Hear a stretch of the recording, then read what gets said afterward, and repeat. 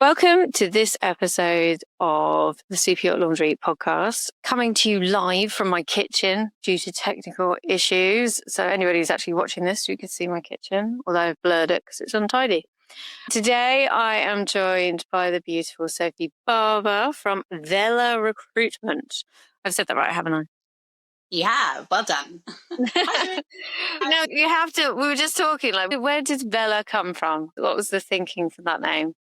Well, I don't know if anyone's ever tried to think of a name for their company, but it's almost impossible to find one that someone else has not already taken. So I came up with loads of fantastic ideas. I'd be like, Mum, I've got the name. This is it. I've tested it. It's going to be brilliant. And I asked my good friend ChatGPT if anyone else had used that name. And of course, many people had.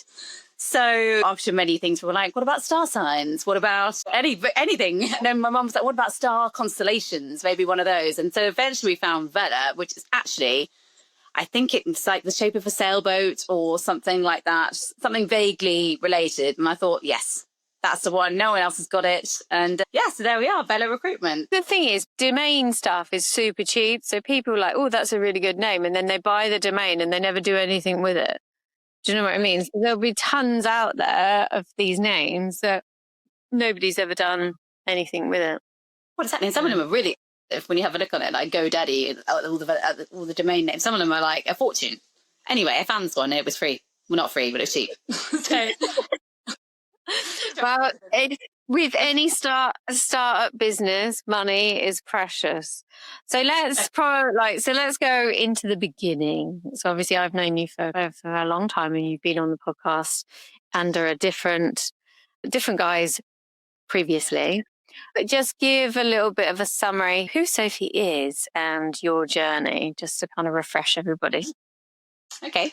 Yes, of course, we've known each other for a while, haven't we? And I have been on the pod before, so I'm delighted to come back. So thank you very much. So a bit about me. So I used to work on the boats. I did about 3.5 years working on the yachts. I started off as a sole stew on a little sailboat with an all-French crew who are miles older than me. So as you can imagine, was a super fan.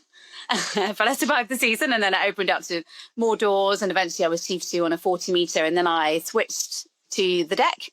And then with my last role being a 60-metre as a deckhand, which I was super proud of because this was like a million years ago.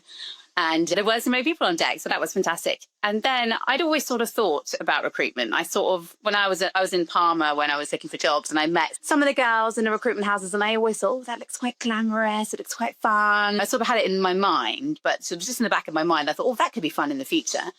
And it wasn't until I came to Antibes where I got my first opportunity with the lovely Bluewater, and I was on their reception, and that's where it all went from there. And so it's actually been 9 years that I've been doing Superyacht Recruitment. So it's a long time, actually. Well, that is a long time. And obviously, starting out Bluewater reception, I went to Bluewater reception a million years ago when I was on the job hunt. So you used to have crew queuing out the door. That was part of back in the day, before the internet. No, not before the internet, but do you know what I mean? It was more people were supposed to physically turn up in Antibes. It was nice when people used to come into the office and we used to see everyone, and you get all the experienced crew coming in the old days. Yeah, I'm talking like almost a decade ago. It used to be lovely. You get everyone would come into the office, everyone would come and meet you. And now, of course, with technology and people being further away, video calls, but which is sort of similar. It's better than a phone call, but it's not the same as meeting someone face to face, but close as. For anybody who's not, obviously most people know, but like obviously Bluewater is really close to Blue Lady. So basically you do that and then you go to the Blue Lady straight away afterwards to drown your sorrows that you haven't got a job yet. Well, sometimes you do the Blue Lady first and pluck up a bit of courage to then go into Blue Lady. I don't know whether like you'll probably be a bit too happy if you went to the Blue Lady first. You'd be like, hi guys. No, I never did it first. Definitely afterwards. Oh, those are the days. They were the days. But, you know, obviously, like you said, you've been in the game for a long time.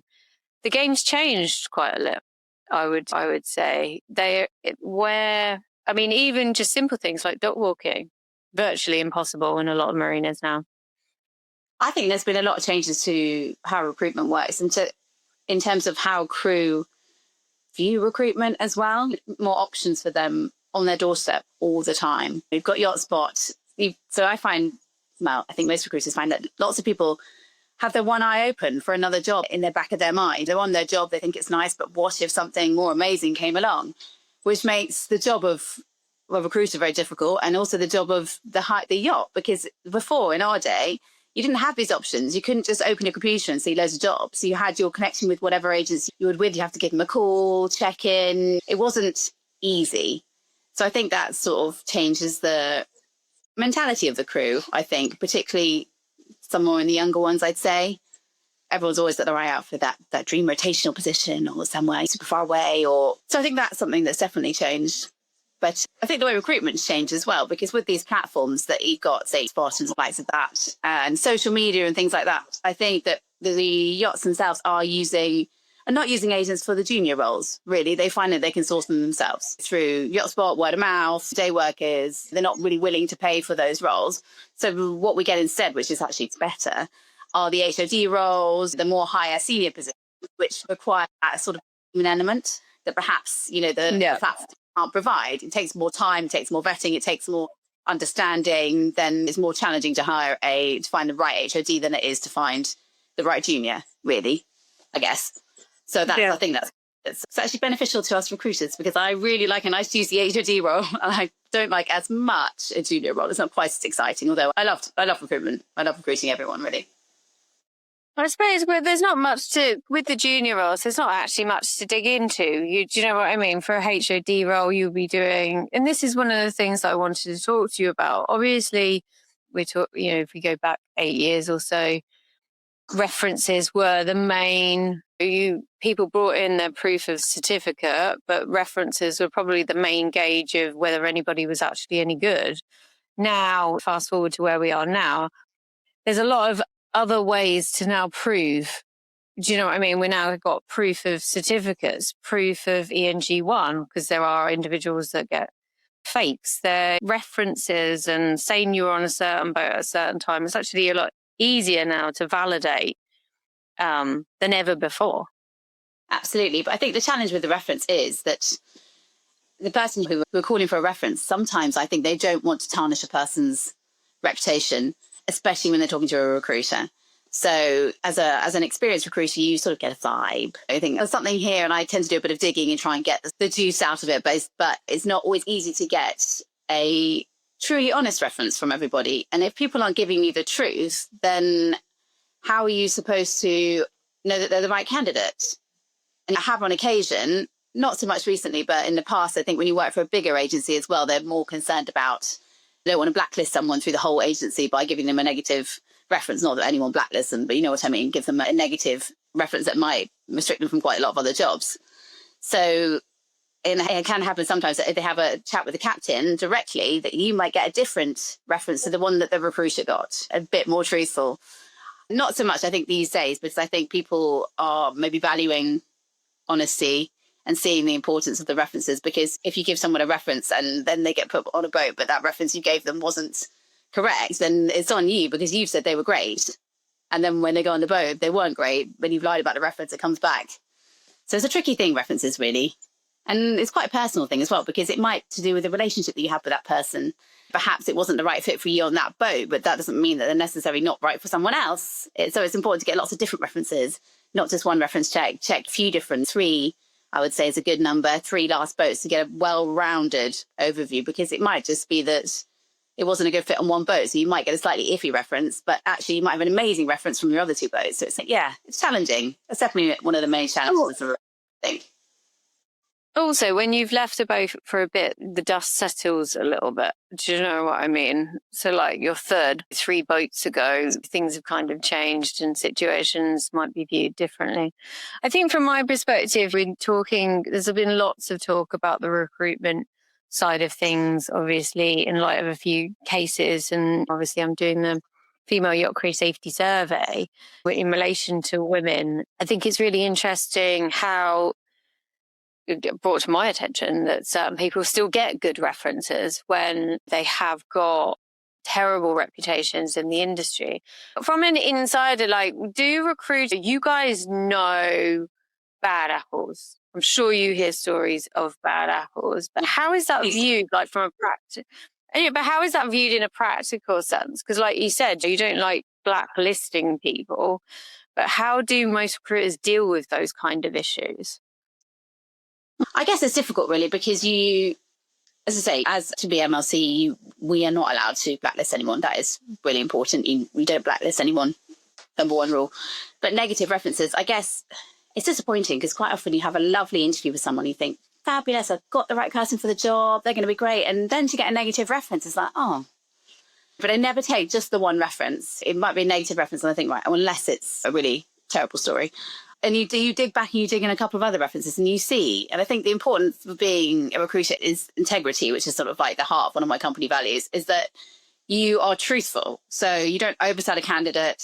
You present the candidate warts and all. This guy's fabulous, but there was this little thing on a reference I must just say, but he's had these other great references. So you're giving the full picture.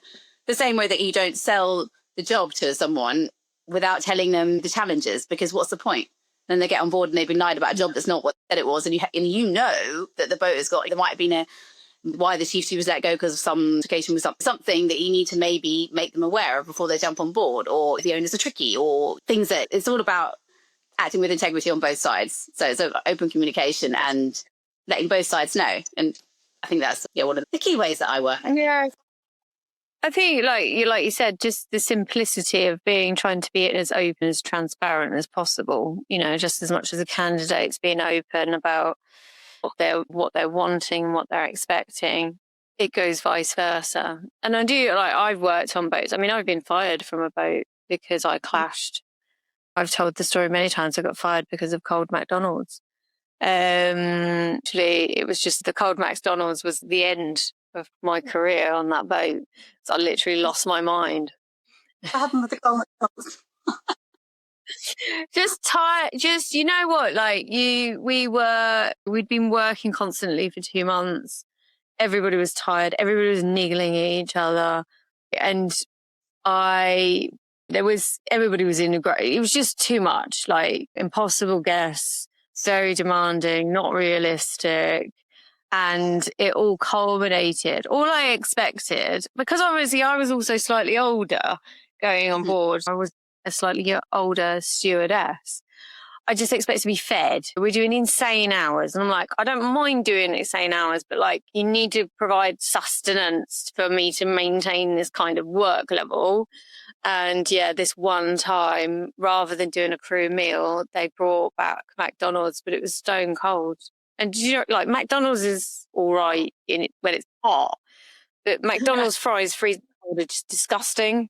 They are. And I literally, it's just gross. And they were like, "Oh, we can microwave it." I'm like, I'm not microwaving it. I'm not, like, and literally, I was just exhausted. My head exploded. I was like, "This is just, shit." Just too much. Like, I'm not working under these conditions any longer. But so yeah, it kind of ended my journey on that boat. Just there was the bare minimum, and it was just not hitting. When I had one where the guests were on board, and I think they were on board for 3 months, like straight, and just the monotony and the Groundhog Day and the just exhaustion is just really kicking in, and everybody is just a bit antsy. You can't help it. Everybody's just a bit fed up and a bit tired and a bit hungry. Yeah, and all you really want is what's for lunch? What is for lunch? Because that's the most exciting part of the whole day. That's all you've got. Like in the whole day, like when you have your break, you're going to sleep because you're running on like bugger all sleep. So you're going to sleep in your break. So it's not like you're doing anything to kind of distract your mind or wind down or all of that kind of stuff, because you've literally been working for weeks and weeks on end. So like meal times, just like the small things just end up being really, really important. So it's like you said, references kind of only get you so far and also only tell part of the story. Do you know what I mean? Like crew that could get on if they're just doing 2-week trips, you put them under pressure and give them a 6-7 week trip, no breaks. With the best will in the world, they'll fall out. Exactly. And that's where the tensions arise. And so, yeah, you have to sort of think about the references and sort of bear in mind those sort of things. What kind of boat was it? What was the program like? For example, someone might have had a reference that they didn't really cope very well on a really busy charter boat, but actually they could be fantastic on a private boat where they've got a bit more of a rhythm, and there's lots of things to consider when you're analysing the references, basically. Yeah, I think it's like you're trying to it must be quite difficult. You've got to. I think women might fare better when it comes to doing jobs like this, because you've got to go with your gut instinct, read between the lines of what somebody's actually saying. Do you know what I mean? Like they're kind of saying something, but they're not saying it at the same time. I think, especially females, we're quite attuned to that. Yeah, the more experience you have, the more you can read between the lines, and you know the questions to ask, and you have more confidence to ask the questions. Like quite often say, I'm getting a bit of a vibe here. Is there something you're not telling me or something you don't want to say? Did it not end well? You can sort of, I think when I was a junior recruiter, I perhaps wouldn't have had the confidence to ask those sort of questions and probe, and because you're just so worried about not sort of getting it wrong with the captain and making sure you've asked all the right questions. But once you've been doing it for a long time, you know what questions to ask. It's more about the feeling stands out. I think one of the things I've always wanted, I was thinking about because obviously I've spoken to recruiters before, and even yourself, and I was just like, what do I not know? And I was thinking about relationships on board. There's actually been somebody put out an article the other day about, I don't think there's any way to prevent relationships on board. There is no way to prevent them from happening, but what's the general consensus? Has it changed? I worked on boats and they were 100% no relationships on board. You had to go and find a specific boat that was up for couples. But has that changed, or is that still either a boat's up for it or not? I think it very much depends on the boat. I think it's a bit like with more rotation being added, more people are trying to think of ways to increase crew longevity. And in many ways, that might be if they have their partner on board, you might get those guys on board for a long time. So if you get equally, you might lose them in an instant. So there are definitely some boats that are like, no, I'm not having couples on board. And I don't know whether it's because the captain's been burnt before or something's happened, because it is a risk. You could lose two of your key players at once. Or you could have two of your key players stay for 3 years and do an amazing job and great for morale for the team. It really is a boat. Most people get hired in a couples role by already being on board as yourself, and then a positions opens up. And that's normally the way it works. We do get couples positions, and of course, but they don't often come at the same time, unless, of course, a couple on board leaves and then they both leave at the same time. So, yeah, it's really difficult to say. But I think it's probably moving towards allowing that more because, again, of this longevity thing, that people want a better work-life balance. So they want to have their partner on board. They want to have rotation. They expect more than what we used to have in the old days. We were quite happy with our 35 days leave, and that was that. But not anymore. Yeah, I mean, rotation, what? When I was on board, rotation was an urban myth. There was a few captains that got it. That was it. I would never dream about asking for rotation. It was I was just so happy to have a job and to be working on a boat, having a time. I was thrilled. Look at me working on the Superyacht. Woo, I'm so snazzy. Yeah. The romance thing on board, the only reason I asked is because it's come up recently for me. It's obviously doing the safety survey and stuff like that, and obviously just talking about periods of time when you're on board, the deckhand does become more attractive if you haven't been off the boat and seen another male for 6 weeks. It's like boat goggles. Somebody put up a meme about it the other day. Because obviously this plays into female safety. Do you know what I mean? It's how relationships happen on board naturally, and then where these boundaries need to be put in. And also because you're in personal space. If you're a couple on board and you're in the crew mess together, you might be preparing food, or do you know what I mean? You're acting with each other, probably not in a more coupley way than a professional way. So we're doing a lot of research into where the boundaries are. Do you know what I mean? And also I really would like to do some research into if you're a stewardess and you're really into a male colleague, and obviously you're flirting and stuff like this, and this relationship might be happening. other male colleagues are seeing what he can get away with you, but obviously you're flirting. Do you know what I mean? Like you actually want his attention. Yeah. I think there's an interesting line where, oh, she's up for everything. Do you know what I mean? Because X smacked your ass and you were like, yeah, like, I like him. He can do that kind of thing. But at the same time, I think yeah, exactly. Like, there's such a sort of it's a crazy kind of environment to live and work on a boat, like to live and work with people all the time, share a tiny cabin, share a tiny area. It's always going to create weird situations, really, because it's not normal. People aren't used to living like that. People aren't used to living right on top of each other with nowhere to go on your own, really. It's no wonder these sort of things happen on board. It's a crazy environment. It's a crazy job. It's a lovely job. It's brilliant. But yeah, it's not. No, it's not. It is your relaxed space, your wind down space, your professional space. All of these things merge into one. But in fact, I just when we started the survey and stuff, it's just like what is the interaction on board? Thinking about the bigger picture, the female role on board, how it's perceived, how we're perceived. Obviously, with yourself going onto deck when there was no females going on deck. Obviously, like the boat that you were on accepted it, but was it viewed? Did you get any pushback from anywhere when you were on deck? Yeah, I used to get quite a lot of comments. One of my captains used to call me Soapy Tits, so that was fun. That's lovely. But it was like okay. It was a bit nice, a 40 metre. But anyway, that was good. And then on the bigger boat, yeah, I mean, it was very much, I don't know whether that was just a hierarchy thing anyway, because I was a junior and it was me and the other junior, and sort of the more senior guys would have the better jobs. We'd have all the menial tasks. Scrub that cheek some more, get in that corner. And I think that's just sort of the rough of draw. I don't think that was specifically because I was a woman. And I think I was quite respected because I was carrying the big heavy fenders. I was down in the anchor locker.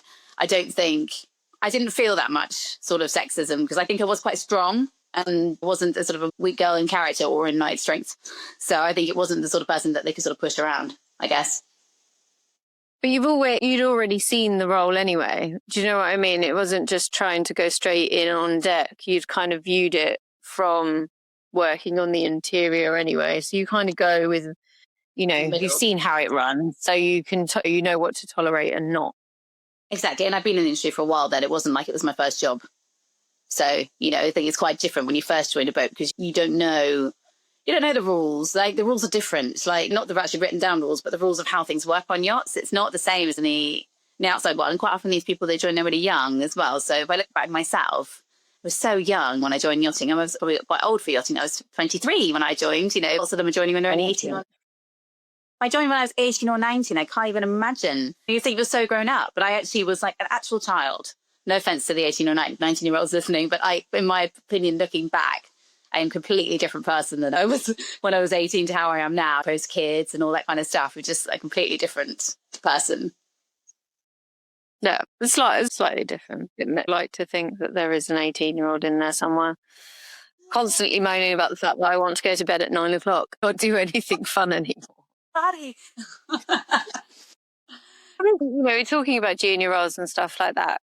Now you've obviously branched out on your own and obviously resting on a lot of experience. What is your approach?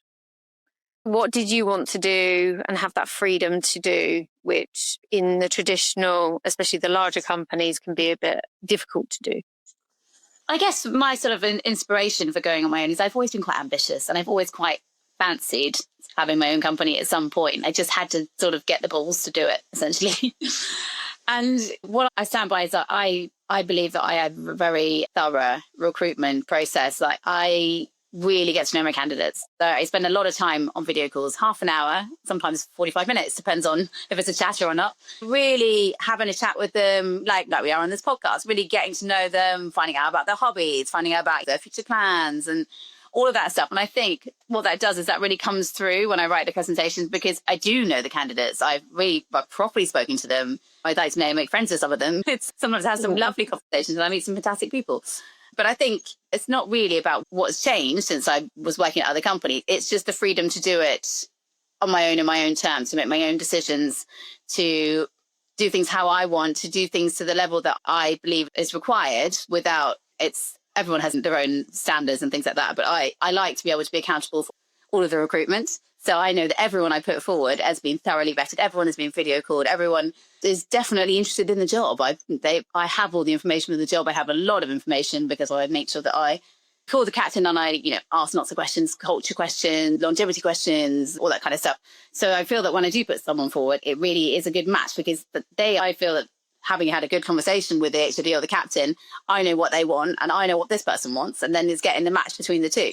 And that's the tricky bit. It's not about sending loads of CVs and hoping one hits. It's about a considered approach where you take the time to really only present the ones which you think are actually going to be a really good fit. So, but I think that's what everybody does, really. It's not really any different to having your own company to work with someone else. It's just nice to do it on your own and do things how you want. Well, I think, like we've said, that the nature of the industry has changed, and with what you're offering, it's more of a headhunter. Do you know what I mean? Like you said, it's not just a hit and hope scenario anymore. They want more detail, as obviously in this new world that we live in, mental health, longevity, like crew want to know what the boat's providing. Crew want to know what the atmosphere is. It a party boat? They're very aware, and especially the level that you're hiring at as well, like the HODs.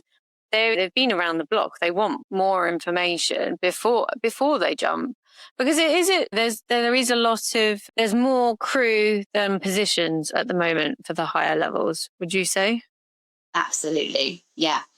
And I see a lot of really good candidates that will still be on my books 3 months later, and they just haven't found the right job for them, or someone else has beaten them to the post. But they're not necessarily anything wrong with them. They're great, but it's just the number of positions, the number of candidates. I think more and more people coming in the industry, and it has been like that for many years now, building, and all these people are rising. And then it's like a triangle, isn't it? There's loads of people at the bottom, and then at the top, there's only a few positions. So it's always going to be a problem the more people we have at the bottom. But then again, there are loads of new boats coming out. So lots of boats are being built every year. So there's more and more positions coming. But again, I don't think the popularity is going to decrease in yachting. I think it's just going to continue to grow, because who doesn't want to work on a yacht? I mean, lots of people, but it's a job, isn't it? Especially as a young person, I think. But also with the profession, like obviously the boats are larger. A buzzword is the professionalisation of the industry, because they're dealing with bigger boats, larger crew members, more pressure being put on heads of department as well. More formal training needed. I'd probably say that's a slight culture change from traditional sailors. Do you know what I mean? The way it was back in the day kind of thing. They are expected now to do more paperwork.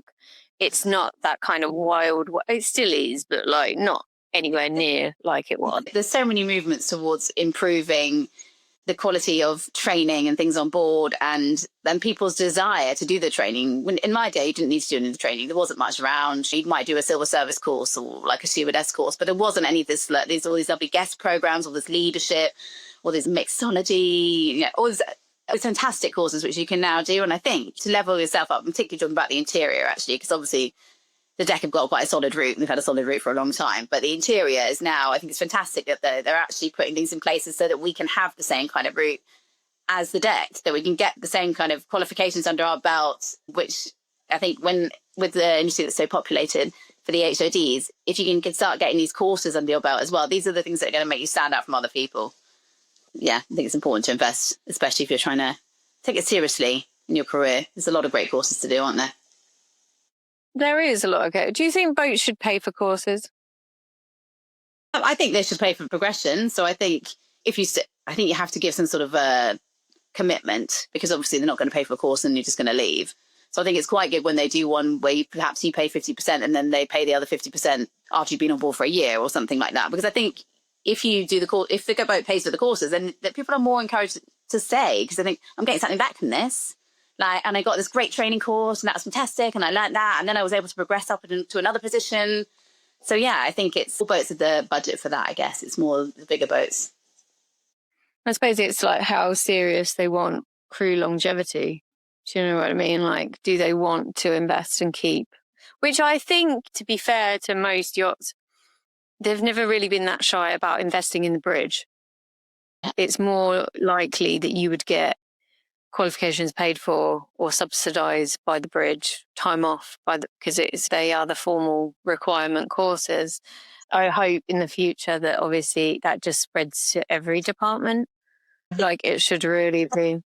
I think there's a lot more emphasis on the importance of training in the interior and the importance of training the soft skills. So not just have you got your COC or have you got that management training? Have you got that leadership training as a captain to lead that team? Because only less than 50% of the job is driving the boat. The rest of it is managing a team, managing like a little company on board. So there needs to be, I believe there is a lot more push for people to have those soft skill training as well. What do you envisage for the future when it comes to recruitment? What do you think will be the important factors that are going to become more and more common? Well, I think that we can't escape the fact about AI. I'm sure that there will be some effect on recruitment with AI, but I don't think you can ever take away the human touch for maybe sourcing CVs, maybe for the junior roles, it might play a part in that. But I think for the more senior roles, I do still believe that the yachts will want someone to have that human element to really understand, because it's not about fixing someone with the right qualifications and popping them on a boat. That's the half of it. The other half is the attitude, the personality, the fit. And that's the bit that I think that AI can't replace. Hopefully, fingers crossed, because it'd be a bit rubbish to start business in 10 years' time, find that AI has taken it over, as done with many other businesses. But recruitment, I think it's a drive to become more and more professional, because there are a lot of recruitment houses out there, absolutely. But it's like with any businesses, it's who does it better? I do think AI has got, like I said at the beginning, AI has got a big part to play because, like I said, validating certificates, sea miles, all of this kind of stuff is already being developed and being implemented and in a lot of ways.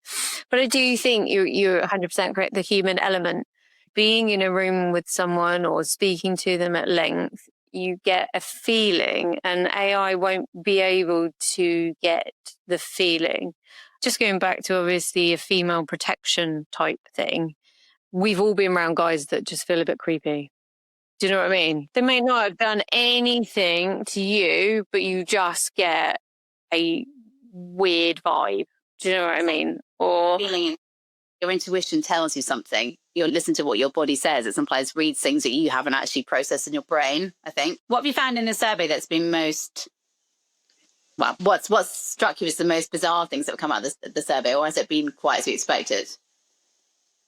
Well, we're just going through all of the data now. I think one of the things that we will talk to recruiters about is the amount of individuals that are known. And I think where recruiters will be coming to the conversation, and I know lots of individuals like yourself throughout the industry, they could probably list 10 or 20 individuals that they know or have heard of incidences, but because obviously you can't blacklist someone, there's this weird, nobody's going to do anything kind of no man's land. I think what the data is going to show is we can't really do that anymore. So although there might not be a criminal case, if you've got 15 women that have said something about the same guy over a 5-year period, and they've all had interactions completely isolated, the industry really needs to take a look at itself. And like what you said with doing recruitment and having honesty and integrity, I don't know how they don't have a they might not publish a blacklist, but they should have one, because what is happening is women are being put at risk. Absolutely. But the problem is, if somebody hearsay, nothing's proven, if you start to compile a list between the recruiters of people that have hearsay, something, there's the huge legal implications, like how there is. I mean, 100%. Can do. I don't know. But you're right. There's something needs to be done. This is the conversation that needs to be had, because it's just not, I don't think, feasible to hide behind that we might have a legal challenge if we are seen to show this. They are not show them the blacklisted, but doing nothing. I don't think it's going to wash for much longer, because we are in an industry, unfortunately, which is just the perfect hiding place for predators, and they're getting away with it. So yes, law, obviously all companies want to make sure that they cover themselves legally, but if you all say it all at the same time and you've all heard it from different sources, there's no smoke without fire. Do you know what I mean? Like, we're not talking about a one-off. We're talking about somebody that is well known and been known for years. I think that's one of the other things that come out of the survey that shocked me is years and years. So where does this is what I hope the survey will bring. Where does accountability start as a collective? And that's everybody. So that's management companies, recruiters, crew on board. Like, where do we just go, enough? It's like it's quite insane the amount of incidences that I've just got recorded. And we're talking about a very small pool of women. Do you know what I mean? And they're recording nearly twice as many incidences. So that's 2 incidences per woman doing the survey. That's crazy. That's absolutely crazy. You know, so interesting to get all these voices together to make some change, because everybody knows that the things go on board and people think, oh yeah, it happens to some people. But now when they see the facts, it's like, well, actually, no, this isn't just happening a little bit, it's happening a lot. And something needs to be done. Yeah. I think it's fantastic idea. And I certainly hope to be part of the process and bringing things forward and doing what we can. But as I say, as a collective, as one. Yeah. I mean, like I said, I think one of the things that I hope that comes out of the survey is that every section of so management get together and talk about the things that the obviously survey is showing and reflect what they're doing and where they can tighten up. And recruiters will be the same, as well as captains and everything else. So it really just it's really hopefully just going to shine a light on process. And like I said, talking to individuals like yourself and across the industry, there are people out there that are very well known for their behaviour. And like I said, the fear of a court case is obviously holding everybody back because they don't want to be the one that does that. But how many women need to be affected by that one individual before we go, okay, then, well, maybe he's potentially raped 5 women. He doesn't deserve to be in the industry anymore. Do you know what I mean? Yeah. Where is the line? One rape, 2, 3, 5, 25? Yeah, and when's it going to end? Yeah, no, it's certainly it's very topic for sure. And it's something that I don't know how we're going to find the resolution, but something that, over talks amongst many people, hopefully some ideas will come up and hopefully there will be something to do that we can help protect our future. Maybe our daughters might go into yachting. Hopefully it'll make it more that's a process-driven place. When something like that happens, they need to be better. Accountability and process is basically what we're trying to create. And we both got daughters. By the time our daughters are 18 years old, do we still want the environment to be able to hide guys that have been affecting women's lives for a decade, doing terrible things to women for over 10 years, and that everybody knows about, but we're just going to let them, So I think these are the conversations, and like somebody like yourself and other like-minded recruitment companies going, right, okay, well, yes, there's legal implications, but we've got to try and do something, anything. If there is an individual that's got, 25 accounts, periodically, someone's got to kind of make a decision to go, we've got a standard. The industry should have a standard. Yeah. Rapists don't apply. I think that's a basic standard. That's exactly right. But this goes back to references as well, because how are they getting new jobs? Or maybe the references aren't being checked. But if I think board, is it again a legal thing for the captain to say there was a report of this on board, but nothing was confirmed? Then if they then say that in the reference, and that's sort of again the thing we've got a lot of the additional comments. We've got lots of women say that they were kind of held hostage because they weren't allowed. They wanted to leave the boat after an incident. If they wanted a good reference, they can't say anything. See, from recruiters' perspective, you're putting You're talking to a girl that's probably just gone through a massive trauma and she's being blackmailed because of her reference to not tell you about it. It's in everybody's interest, these things. So like I said, I'm hoping that the survey will create conversations between companies like yourself. But like your approach to things, AI will take a lot of the legwork out of recruitment, but the human touch, I think it's a bit like everything. An AI can create a song, but it's not going to have that magic, which unfortunately only humans. We've tried to bottle this magic, whether it's creating the most amazing dish or the amazing song or a piece of artwork. Nobody knows what will resonate and what will land. And AI won't work that out either. So I think we'll be fine. I think the important thing about recruitment is the human element. It's about the relationships that you made. It's about the trust that you get from working with the same captain over many years, the same boats, the trust they put in you from that relationship that you've made, from giving those truthful presentations, warts and all, giving those references, warts and all, getting to really know those candidates. And it's all recruitment's a relationship business. And it's how good are you at making relationships and who do you enjoy working with, basically? And do they deliver what you've asked them for in a timely fashion, in a trustful and truthful way with integrity? I think it's the key underlying thing that you must have as a recruiter to be successful, I believe. I believe that too. Long may it continue. I think the industry is going through a metamorphosis of changes at the moment. So hopefully it turns into a lot nicer, safer, more enjoyable, more professional industry on the other side. Okay. So I haven't done this for a while. I asked you one of your crazy stories from being on board. Can you tell me something crazy about being a recruiter? What's the weirdest thing that's happened to you when you've, a weird reference, a weird request? What's the weirdest thing that's happened in your years of recruitment? Years of recruitment? Well, you certainly get a lot of really weird references. And I particularly enjoy the detective work of a reference. When you get something, you think something's afoot. And then you dig around and sometimes the phone numbers aren't working. Oh, that's a surprise. The email address looks funny. That can be quite fun. Also irritating because you've worked quite hard on a candidate and you've interviewed them and you think they're fabulous and then do. There's a lot of fakery. There's a lot of fake CVs. We started to notice 3 or 4 years ago, a lot of fake CVs coming in and they were mostly engineers from sort of Eastern Europe, and they would have quite similar formats.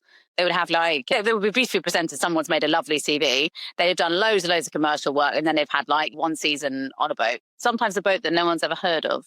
And the references would be weird. It would be one of their friends or something, but they look very convincing. And now that's spreading, and we've seen them definitely in the deck department as well. I haven't yet to see a fake interior one yet, but that's not to say that they aren't there. But that's something that's to really be aware of, actually, because these people look fantastic on the CVs. And if you're not doing your reference checks properly, you might put one of these people on board. It doesn't mean that they're bad. They generally come from commercial backgrounds and they can't get a step in the door. So they pretend that they've been on a yacht so that they can then get another job on the yacht. So was it not pretending about the qualifications? Because I want an engineer that can actually fix an engine. That would just scare the crap out of me.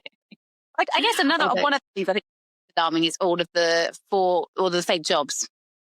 We used to see a lot of crew coming in being like, oh, I've got this job. And then he said, can you send a picture of me? I think one of them said, can you send a picture of her in sportswear? In a sports bar in shorts? Because the owner wanted to see that. Many red flags. There's a lot of that kind of stuff going on. Can you send a picture? Job's not real. Can you send some money? And I think that's sort of ramped up a bit as well. I think over the years, or maybe people talk about it more. Facebook jobs. No, don't do a Facebook job. But you're a young person, you're desperate for your first job, you want to believe it's true, it sounds a bit dodgy, but I really want the job. It's so hard because there's so much competition. And I feel for these young ones, it's normally the girls, to be honest. I feel for them because they think that they found this amazing job. It's an 80 meter, it's this, and that. I just need to send them some money and a couple of photos and it's... Yeah, it's awful. It is awful. But... Thank you so much for coming on again. Good luck with what you're doing. Not that you need much luck, because it seems to be going amazingly. But yeah, I quite like the fact that you're your own boss, because when I come to get all of these recruiters together, I know that there's at least one person on the table that sees things the way that I do. Well, so fingers crossed. Let's see how things go. No, it's been fabulous to hear what's going on with you. Thank you so much for joining us again on the podcast. Thank you. If anybody's looking for a job, obviously contact Sophie. She will point you in the right direction for sure. For you, dear listeners, if you've enjoyed this episode, there's more on the way. But until next time, take